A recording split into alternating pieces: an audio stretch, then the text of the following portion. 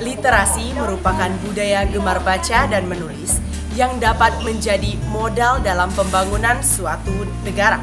Karena seperti yang kita ketahui, bahasa ialah identitas suatu bangsa.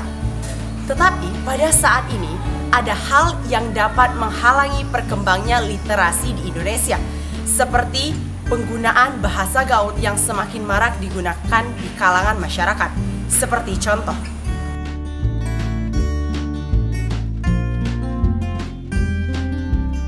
guys, apaan?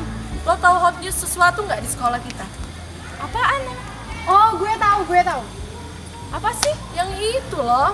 Lo tahu kan? Anak sebelah kan? Iya, anak sebelah. Lo tahu kan anak sebelah? Gila dia masuk banget lah jadi orang. Yang Jijik penampilannya lucu gitu kan? Iya, yang itu. Dia tuh kumel tau gak? Kumel banget. Iya.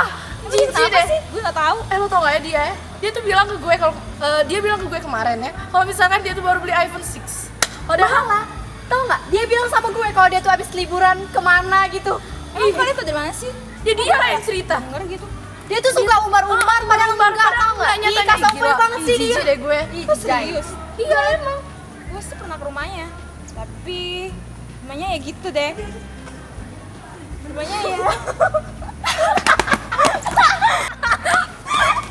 Udah, daripada ngomongin orang, nih kita ke kantin aja yuk. Ikut.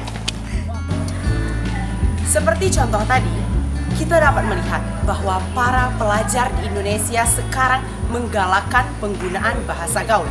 Jika ini terus terjadi, maka siapa lagi yang akan meneruskan penggunaan bahasa Indonesia yang baik dan benar? Maka dari itu, wahai para pemuda penerus bangsa Indonesia, kita seharusnya semakin sadar bahwa kini Indonesia membutuhkan kita untuk mengembangkan budaya gemar membaca dan menulis. Saya Kamila Yeta, perwakilan dari SMA Negeri 6 Palembang. Mari budayakan literasi, membaca, dan gemar menulis.